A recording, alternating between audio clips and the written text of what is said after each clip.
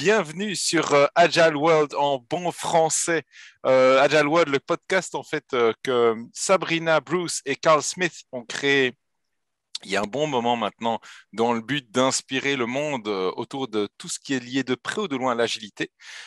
Avec Chloé et moi, en fait, nous avons la version en bon français, donc le Québec, la Belgique, et notre intention, c'est vraiment d'inspirer des personnes. Non, c'est de vous présenter des personnes qui nous inspirent.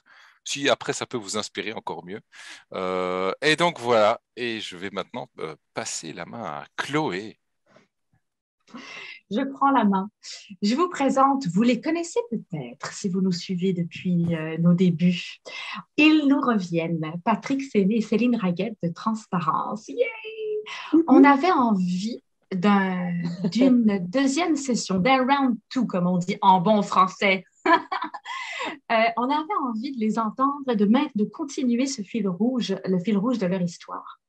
Si vous êtes curieux de connaître les tout débuts, je vous invite à réécouter réécouter, revisionner notre première session à leur côté. Et aujourd'hui, on va poursuivre le chapitre. On va s'ajouter un chapitre ensemble. Et je pense que tout simplement, je vais le présenter comme ça. J'ai envie aujourd'hui, puis je pense que Charles-Louis, je ne lui donne pas beaucoup de choix, je ne vous cache pas aujourd'hui, Charles-Louis. Non, c'est bon. Je l'emmène avec moi aujourd'hui. J'ai envie qu'on en entende plus sur comment ces personnes-là ont découvert l'agilité, l'agile, le monde agile, probablement de différentes façons. Après tout, on est tous humains, on a tous nos perspectives et nos expériences. Et comment ça les a amenés à où ils sont aujourd'hui ensemble, ambassadeurs de l'entreprise Transparence. Oui, c'est vrai parce que la fois passée, nous avons beaucoup discuté finalement sur base du jeu qu'on avait joué et puis les concepts qui en sont sortis. C'était génial et en même temps, je trouve ça dommage. J'ai l'impression qu'on n'a peut-être pas assez creusé sur tiens, mais Patrick et Céline, c'est qui en fait? Hein? En fait. C'est le moment où on y va, là, hein, c'est ça? Ouais, je pense. Hein. Ou alors, tu j'adore. vois, tu peux encore laisser un blanc un peu plus long.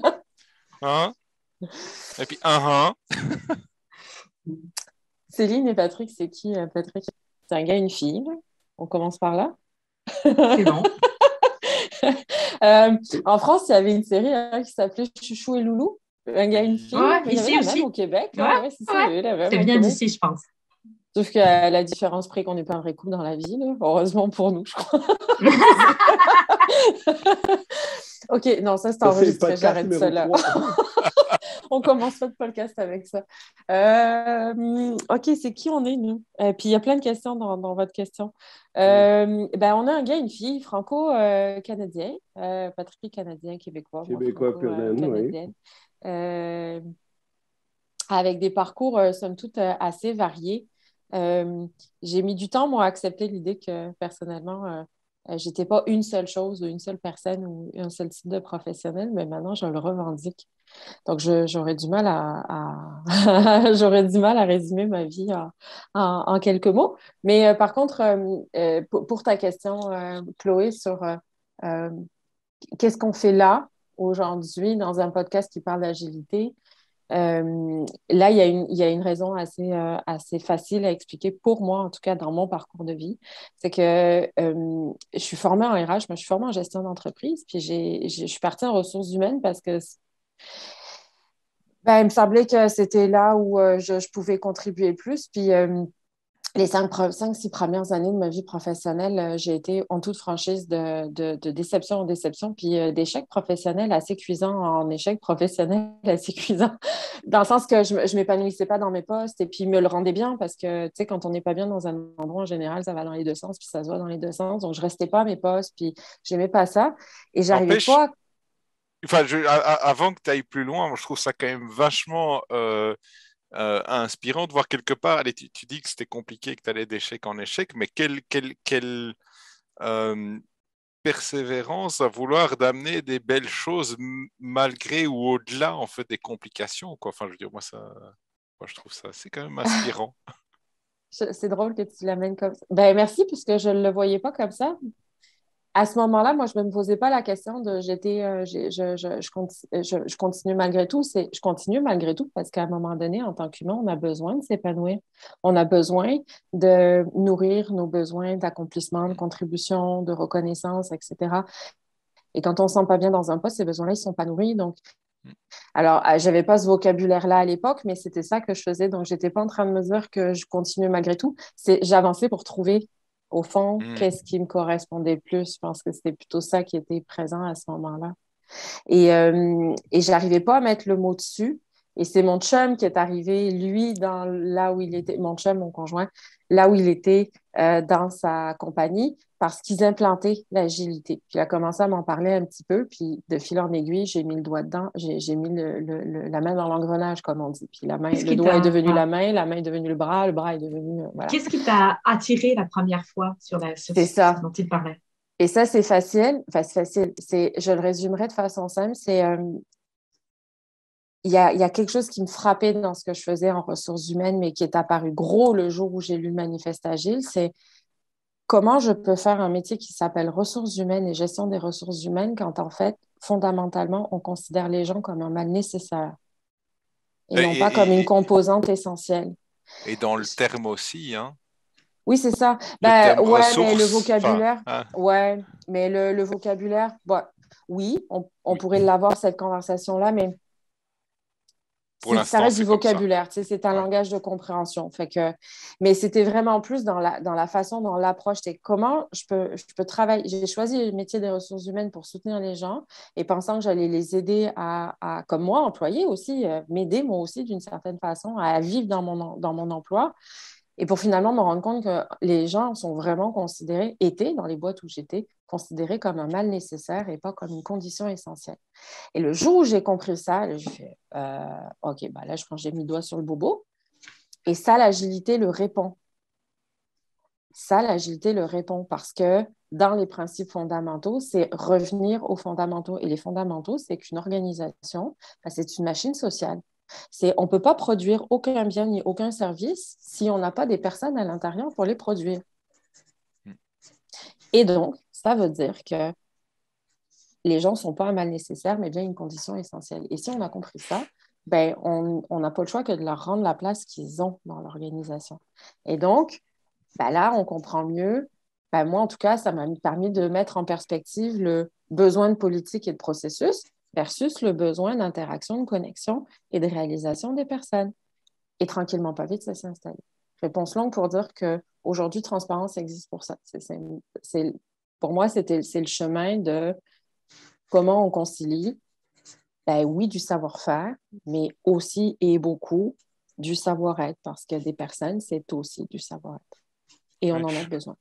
Je voudrais revenir aussi sur ce que tu disais avant par rapport au mal nécessaire et où en fait la condition de succès. C'est vrai qu'on parle parfois d'automatisation et de toutes ces choses-là qui vont faire disparaître des jobs. Maintenant, je suis en train de lire le bouquin The Atlas of AI et en fait là, ils disent que quoi qu'on fasse, que ce soit l'automatisation, que ce soit de l'intelligence artificielle, derrière, il y aura toujours des êtres humains pour créer le truc, pour concevoir les choses et on ne peut pas imaginer des choses qui font d'autres choses parce que le mouvement perpétuel, ça n'existe pas. J'ai eu je crois des vagues en thermodynamique. Je dirais à un certain moment, l'énergie, je veux dire, il faut bien que ça vienne de quelque part et donc c'est important qu'il y ait des gens.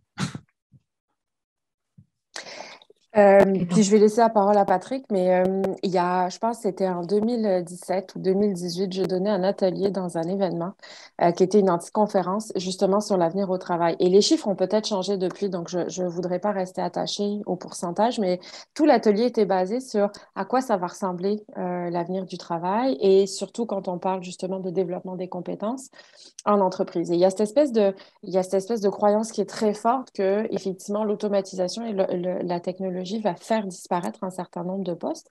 Et c'est vrai. En fait, il y a tout l'OMS, pas l'OMS, l'Organisation mondiale du travail a beaucoup documenté ça.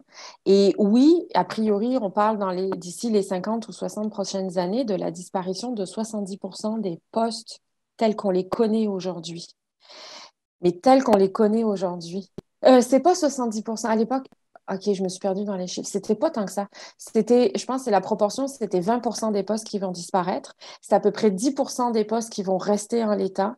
Et tout le reste, c'est des postes qui n'existent pas encore. Mm.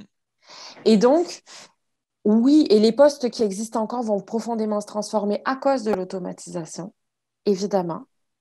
Et tant mieux, j'ai envie de dire, parce que, pardon, mais quand on est... Et il y avait on faisait tout un travail entre la partie automatique, manuelle, intellectuelle, physique, sur les Oh, différents types de génial. métiers. Ouais, c'était vraiment hyper intéressant ce qui sortait de là, pour se rendre compte que ben oui, les métiers vont évoluer et probablement pour une partie intéressante sur la partie automatisation, on enlève pour une grande partie la partie aliénation, répétitive, Et, traitement. Donc, ça veut dire peut-être aussi travailler, on va à terme enlever tout ce qui est maladie, tous les troubles musculo-squelettiques liés à l'automatisation. et Des personnes de bureau, par exemple, des techniciens comptables, des techniciens qui font beaucoup, beaucoup d'entrées de data ont des gros problèmes aujourd'hui, pas une généralité, mais on reconnaît à certains types de professions un certain nombre de maladies qui sont liées à l'automatisation.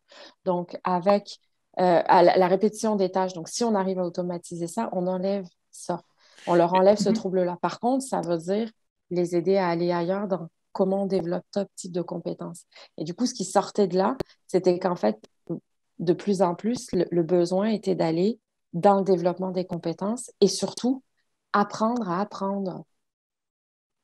Et du coup, Patrick, dans cette histoire, comment est-ce que toi, tu te positionnes par Où tu rapport à tout ça? t'arrimes? Moi, je suis encore sur la question qui on est, Patrick et Céline, et transparence.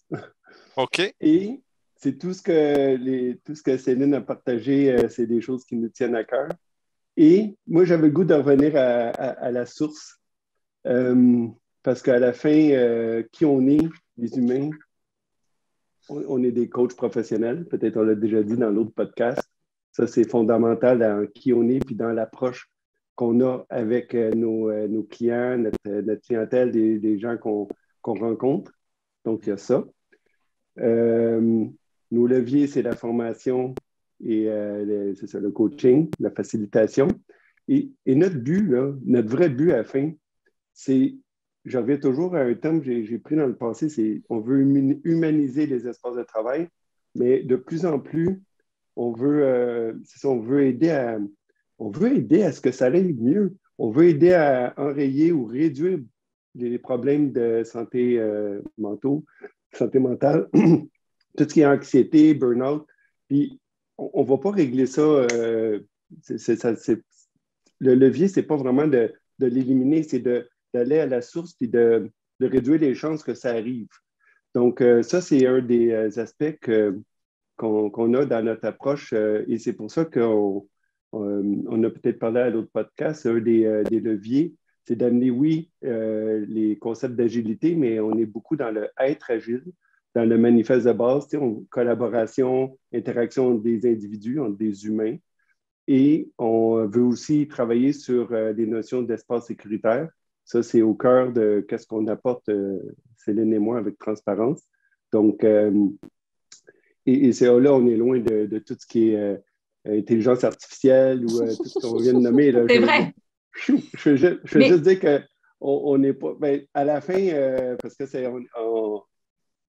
mais c'est ça, il va toujours, puis je reviens à la base que tu disais, Charles de Louis, il y a toujours des humains en arrière. C'est ces humains-là, l'interaction qu'ils ont, la synergie, leur façon de communiquer, de travailler ensemble.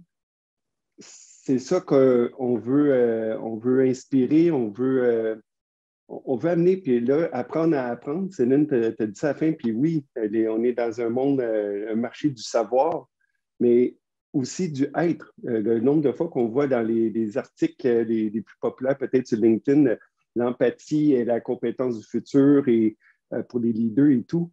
Moi, je suis 100% d'accord. Et ça s'apprend, ça se vit. Donc, c'est ça qu'on amène.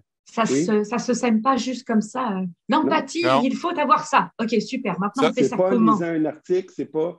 Donc, là, Non. sécurité psychologique, c'est pareil.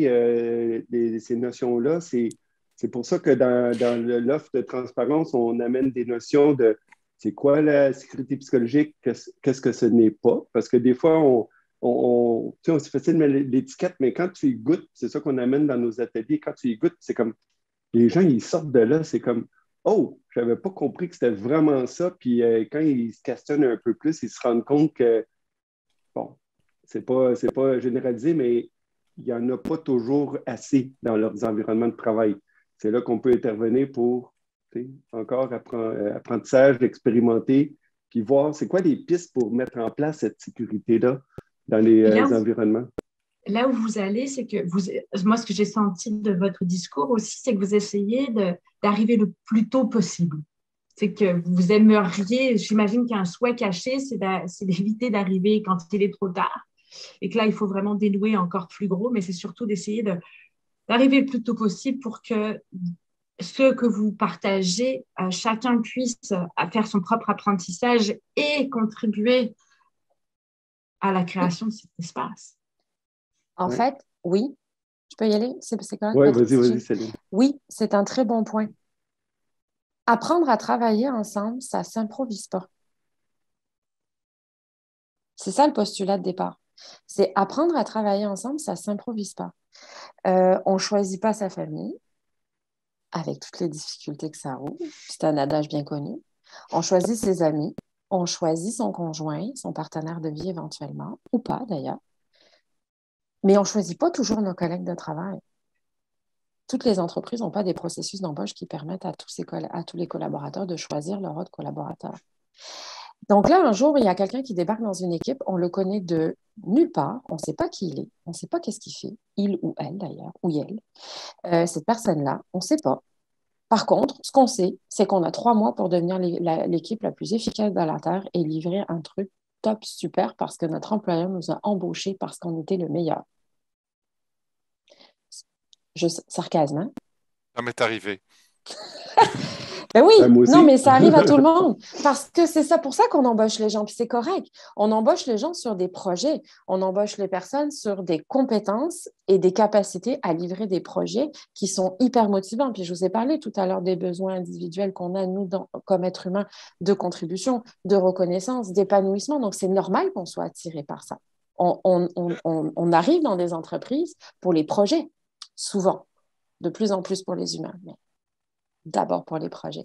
Et donc, une fois que les gens... Excuse-moi, je finis. Et donc, on arrive dans une équipe, on n'a aucune idée c'est qui les gens, mais par contre, on sait une chose, on doit être super performant. Et pour être super performant, c'est pas juste une histoire de projet puis de compétences techniques, c'est aussi une question de capacité à travailler ensemble. Puis ce qu'on fait avec Transparence, c'est ça. Et c'est pour ça que tu as raison, Chloé, de le dire, on essaye d'arriver en prévention, c'est comment on apprend à travailler ensemble. Et comment on fait ça? On le fait en apprenant à se connaître, à apprendre à se connaître soi, connaître les autres, connaître la dynamique du groupe, tisser des liens, créer une base en fait de confiance qui est nécessaire à être capable de dire les choses, de faire les choses, de ne pas se cacher, de ne pas se mentir. On parlait la dernière fois des masques, c'est vraiment ça. C'est développer en fait un espace dans lequel, à un moment donné, on a le droit d'être qui on est, plein et entier, sans se demander si on va se faire taper sur les doigts, si on va avoir une mauvaise revue de performance, si ce qu'on dit est stupide, etc., etc., etc. Parce que ça nuit au groupe, ça nuit à la capacité de créativité, à la capacité d'innovation, ça nuit aussi à la capacité d'engagement individuel des personnes. Et ultimement, ce que ça fait, c'est ça nuit à la performance et donc à la capacité d'une entreprise à proposer des produits et des services qui sont innovants. Donc, c'est ça, en fait, qu'on fait. Pour moi, c'est du gros bon sens. Du gros, gros bon sens. Mais si on se met à la place des espaces actuels, pour comment ça se fait que ça ne vient pas, ça? Comment ça se fait que ce n'est pas naturel? Mais moi, j'aurais même envie de rebondir sur un truc que tu as dit au début, au tout début, Céline, c'était, tiens, mais en fait, on t'engage pour un projet. Et du coup, la question que j'ai envie de poser sur la table, et parce que j'ai aucune idée de quoi faire avec ça, c'est, OK, on engage quelqu'un pour un projet et imaginons qu'après 3 mois, le projet est fini. C'est quoi maintenant le challenge pour l'entreprise, pour l'employé, sachant que le projet est terminé et que la personne a été engagée pour ça? Qu'est-ce qu'on fait?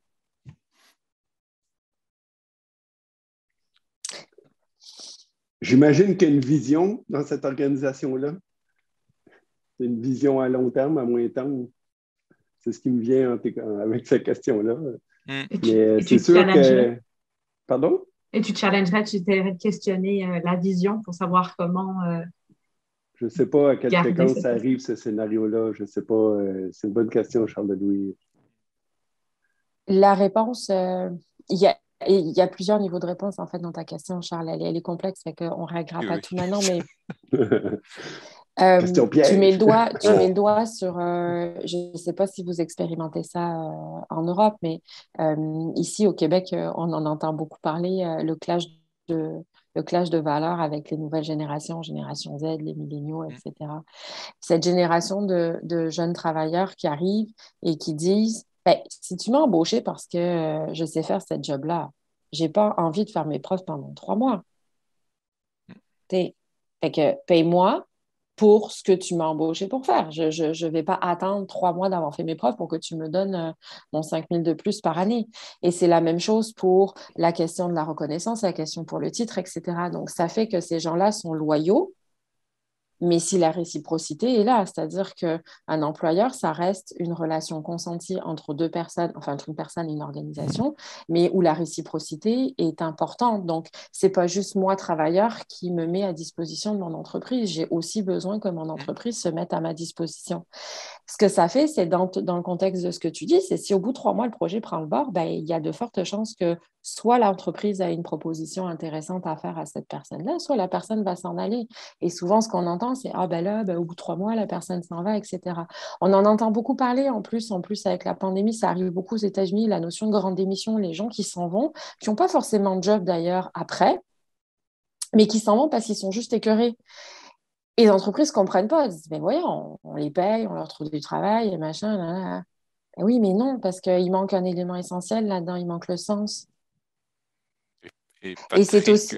Vas-y, Patrick, et je si vous voulez finis aussi ça, et c'est ouais. aussi valable avec puis je ne sais pas si j'ai le droit de le dire, mais la fameuse méthode de gestion en mode matriciel. Là, on prend des gens, on fait des ressources, on se dit, ah bah là, il manque un bonhomme, on va le mettre 3 jours semaine là, et puis il en manque un autre, on va le mettre là. Ouais, mais en jour homme, ça fonctionne. Fait que, tu sais, on fait du pick and choose, là, puis on répartit les équipes en fonction des projets, de la capacité, parce que ce sont des ressources, évidemment. Ce ne sont pas des gens. C'est pas un projet, ça. C'est pas un projet, ça. C'est... voilà, peut-être un petit peu. Une piste de réflexion qui me vient suite à ta question, Charles-Louis, c'est en fait, on a une piste de réponse dans notre formation. On a une formation agilité en RH en collaboration avec Agile People. Et à l'embauche, quand tu fais application, puis tu as la description de poste, tu as toujours la fameuse checklist de on t'embauche pour faire A, B, C, D. Cool. Mais en réalité. Quand c'est clair. Quand c'est clair. Puis le A, B, C, D, E, F, G, mettons, si on se rend là, ben c'est une petite portion de ce que tu fais vraiment dans cette entreprise-là. Parce que en fait, on pourrait demander à des gens, une fois qu'ils sont embauchés, après quelques mois, 3 mois, 6 mois, s'ils font exactement ça, ils vont dire, ben, on fait bien plus que ça. C'est souvent ça qui arrive. Et, oui, il y a par exemple des trucs qui ne sont même pas dans mon contrat que je fais. Être sympa avec mes collègues. Je veux dire, participer aux réunions qui... On ne te paye pas pour ça. Non, c'est ça. Non, mais c'est ça. Hein, parce que c'est ça le truc. Tu as ta job description. Où est-ce que c'est mis que je dois être sympa avec mes collègues? Exact. C'est pas écrit. Et une des exemples qu'on offre dans la formation agilité en RH, c'est un exemple qui vient de la compagnie King qui font le jeu Candy Crush. Et dans cet exercice-là qu'on fait avec les participants dans la formation, on demande de voir c'est quoi la contribution, mais pas juste dans ta description de poste, mais au niveau de ton équipe, au niveau de ta carrière, au niveau de l'organisation. Je ne me rappelle plus s'il y en avait un autre, mais l'idée, c'est tu es beaucoup plus que juste j'ai le terme en anglais, un doer qui va juste abattre ta liste de ta description de travail. Tu vas contribuer à innover, à trouver des nouveaux produits. Encore, tu es un humain qui va teinter, chaque humain dans l'organisation va teinter tout le monde de tout ce qu'ils sont capables de faire. Et là, on peut parler ça peut être la base de la culture, la base de comment l'organisation va avancer. Bref, l'idée, c'est que j'en reviens à ton exemple, après 3 mois, il y a quelque chose qui me dit que ta façon de contribuer dans le reste de l'organisation pour pousser l'organisation à aller plus loin est plus grande que juste tu as été embauché pour ton projet. J'espère que c'est ça qui arrive. Parce que c'est là que tu peux avoir de l'engagement, puis être motivé, puis te lever le matin, puis de contribuer à plus grand que juste... voilà. Et c'est là que ça devient intéressant parce qu'au-delà du fait que parfois on dit c'est important d'avoir une équipe stable, ce qui se passe parfois, c'est que cette équipe, elle s'encroute dans quelque chose et qui finalement n'a plus aucune raison d'être, mais on reste ensemble parce qu'on a le même manager et que, en fait, même si notre projet n'existe plus, on nous a donné un autre projet qui fait plus du tout sens. Et on se retrouve finalement, qu'est-ce qu'on fait de cette équipe-là? Ils avaient pourtant super bien performé sur ce projet-là. Mais là, franchement, et c'est des vrais sujets. Hein. Parce que ouais. j'ose, avec mes yeux de... Ouais. Ose. Ouais, dans le sens que s'il y a une telle différence, j'en reviens à cette importance du sens. Si cette équipe-là ne s'est formée que pour un court temps selon des paramètres très, très précis, sans jamais prendre du recul sur ce que ça implique, ce que ça veut dire, c'est quoi l'impact dans cette grande organisation, si jamais ces questions ne sont posées et que là, tu prends les mêmes gens dans un autre contexte, j'ai tendance à croire effectivement que ça ne saura pas s'adapter. Il suffira d'un petit grain de poussière et d'un petit grain de sable et là, d'un coup, ça peut vite se déstabiliser pour repartir du mot stable que tu as nommé. Donc, apporter un sens suffisamment grand pour que, quoi qu'il en soit, l'équipe qui passe d'un bout à l'autre puisse s'adapter et suffisamment clair pour que chaque personne puisse s'y rattacher. Clair dans le sens où je m'y rattache parce qu'aujourd'hui, c'est ça que je recherche, même si ce n'est pas la même chose que mon collègue, c'est quand même quelque chose dans laquelle on est capable de se retrouver. Donc, c'est ça moi, je trouve, l'enjeu, c'est d'emmener ces organisations à penser autrement que de toutes ces années, ces siècles de rigidité et je ne sais même pas jusqu'où je remonte, tu vois, de rigidité et de dire, et d'essayer de voir, d'essayer de voir un peu plus méta. Et des fois, le méta fait peur parce que le méta est intangible.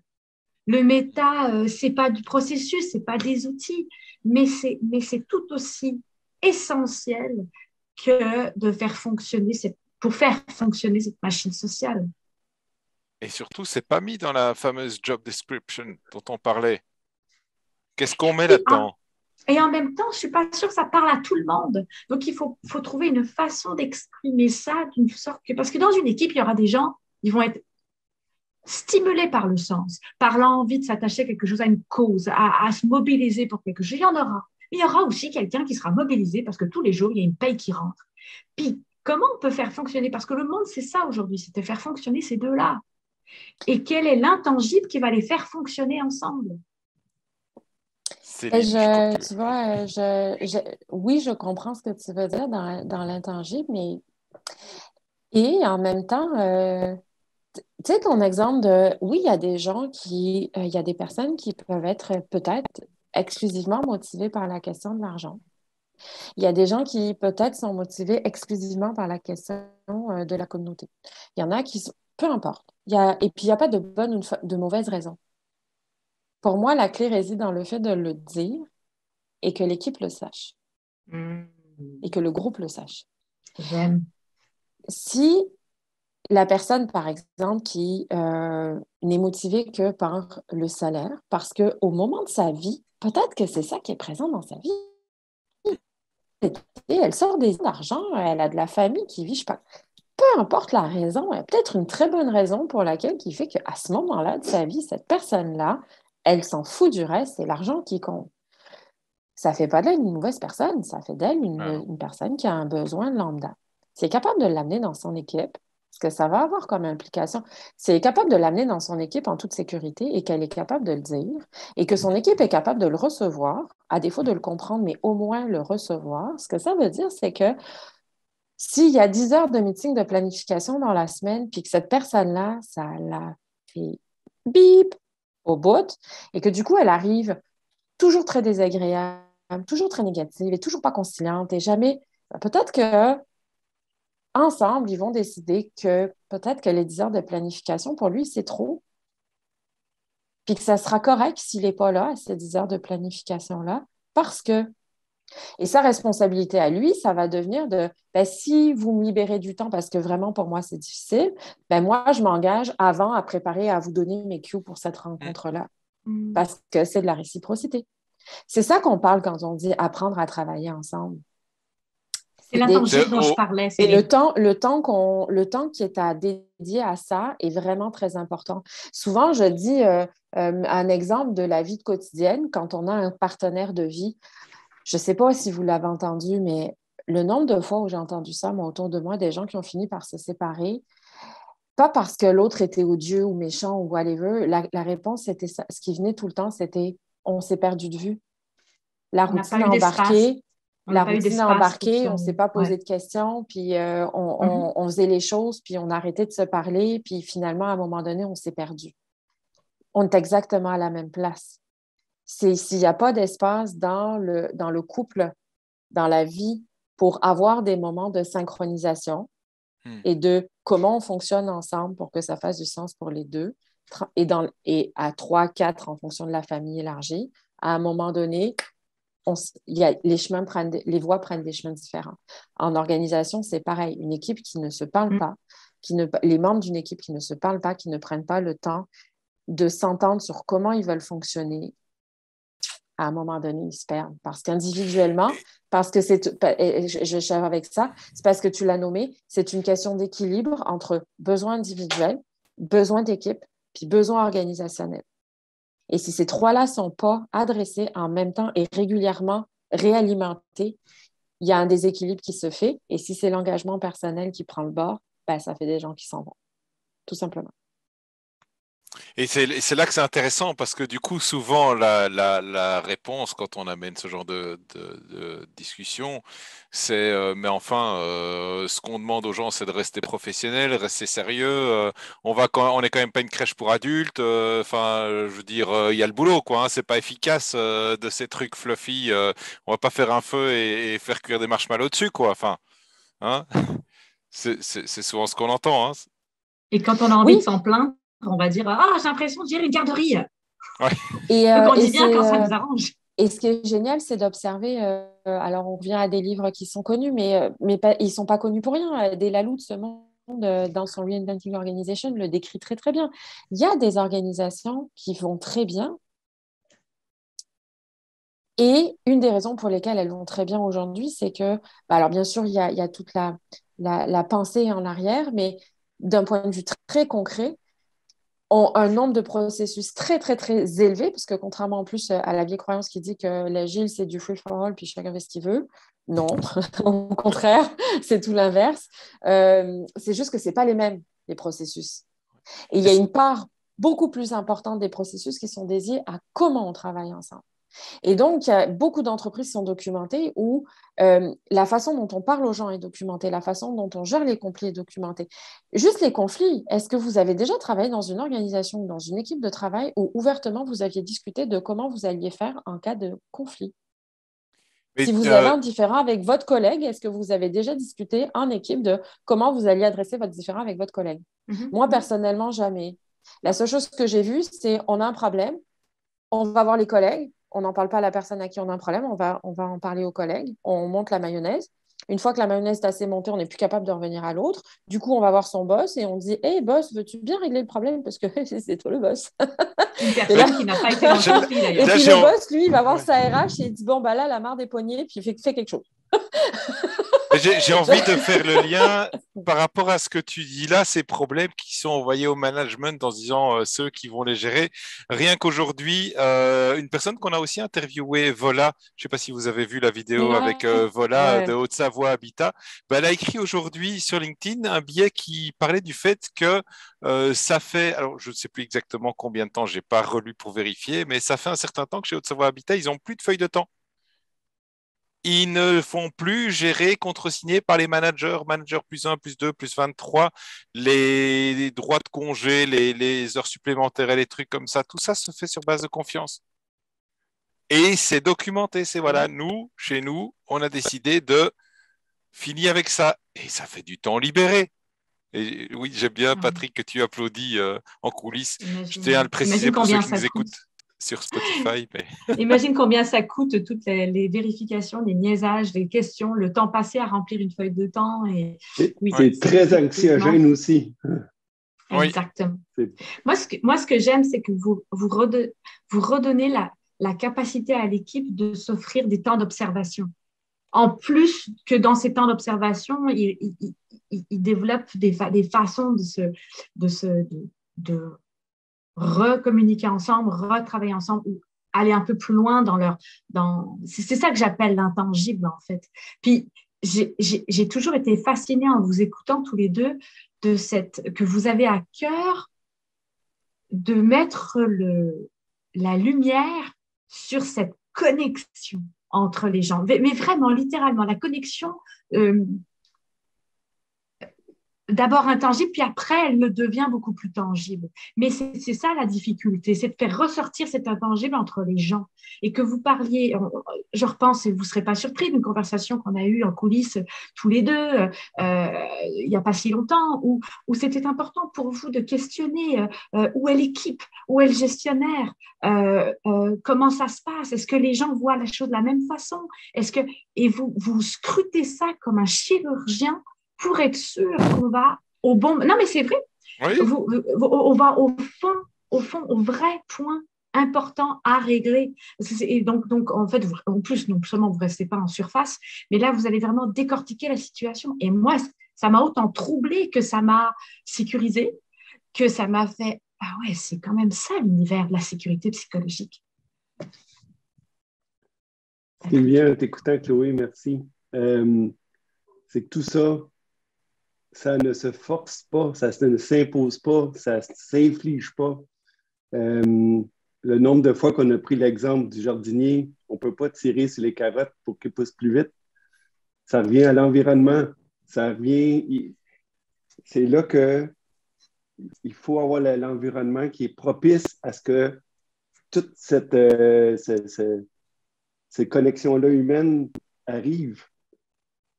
Et c'est là, puis là, et ça peut arriver que même avec un environnement on pourrait le qualifier de parfait, mais ça pourrait ne pas fonctionner parce que chaque humain est différent. Puis là, Céline l'a dit tantôt, on a tous des besoins différents. Donc, si à la base, il y a des besoins fondamentaux qui sont un peu, mais sont pas, il manque un peu d'alignement, ça peut arriver que ça n'arrive pas, cette sécurité psychologique-là. Le terme il y a un petit clin d'œil à Céline qu'elle a commencé à utiliser, puis j'aime bien, c'est comme le socle. J'aime la sécurité psychologique, c'est comme le socle. Puis on l'oublie. J'avais une autre conversation récemment que ça venait, la sécurité psychologique, si on regarde la pyramide de Maslow, est quand même très basse, mais elle n'est pas nommée comme telle dans la pyramide. Si on parle de la sécurité physique, mais la sécurité psychologique est là entre les couches, puis est aussi importante. Puis c'est ça qu'on veut aider à démystifier. Puis quand tu le comprends, c'est quoi, puis tu es capable de voir qu'elle est là ou pas, ça aide. Ça aide à la mettre en place. J'aime bien ça que tu amènes cette idée de sécurité psychologique comme le socle, parce que du coup, c'est vraiment de là que tout le reste part. Et si on ne prend pas soin de cette base, c'est compliqué. Hein. C'est la fameuse histoire de bâtir un château sur du sable. bonne chance, à part si c'est un château de sable, mais on sait ce que ça devient après la première vague. Alors bon, voilà. Ouais. Et je pense que c'est une belle idée, une belle pépite à prendre pour clôturer notre magnifique rencontre, parce que je vois le temps qui file. Comme on dit en anglais, le temps vole quand on s'amuse. C'est une très mauvaise traduction, mais On t'a compris. voilà, On est dans un espace sécuritaire. Charles-Louis. voilà. Merci. Mm. Je suis. J'ai le désir qu'après ce podcast, on ait planté une graine dans ceux qui nous écoutent, ceux qui nous regardent, une graine qui donne le goût de venir comprendre cet univers. Parce que je pense que c'est ça. Personnellement, je repars aujourd'hui et à chaque fois que je vous rencontre, toujours vers la confirmation que c'est un univers qu'il faut gagner à découvrir, à décortiquer, parce que même après 1 ou 2 heures de découverte, on commence à mettre de nouvelles lunettes et à voir ce qui nous entoure autrement. Et pour moi, c'est un cadeau de la vie d'arriver à faire ça chaque jour dans le monde qui nous entoure et dans le monde du travail. Alors, merci de nous apporter ça. Et vous repartez avec quoi? On terminera avec vous. Moi, juste être avec vous pendant cette heure, ça m'ouvre le cœur, puis ça fait juste me ramener que je suis à la bonne place, puis voilà. Merci. C'est ça que tu ramènes le cœur, Patrick. Mm-hmm. Et derrière vous, J'osais pas tant le nommer, mais j'ai comme... Pour moi, cette conversation-là, elle parle d'amour, en fait. Elle parle d'amour pour soi et elle parle d'amour pour les autres. Et il y a, selon moi, pas grand-chose de plus agile que ça.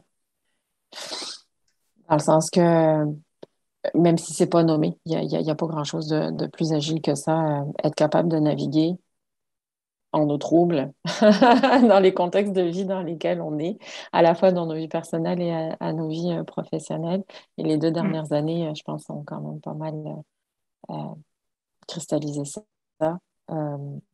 Prendre soin de soi, puis prendre soin des relations avec lesquelles on est, avec lesquelles on a, c'est pas mal essentiel, en fait. Merci. Donc, merci d'offrir cet espace-là. Vraiment, moi, c'est pareil, j'ai le cœur plein ouvert ce matin. Parce qu'il est tôt au Québec. Ben, il est tôt, il est 10 heures. Ça va. Il est 4 heures ici de l'après-midi. Donc, ça va. Merci pour ces beaux mots de la fin qui inspirent. Merci à tous et merci à tous ceux qui nous écoutent. Bon été! Merci. Merci beaucoup.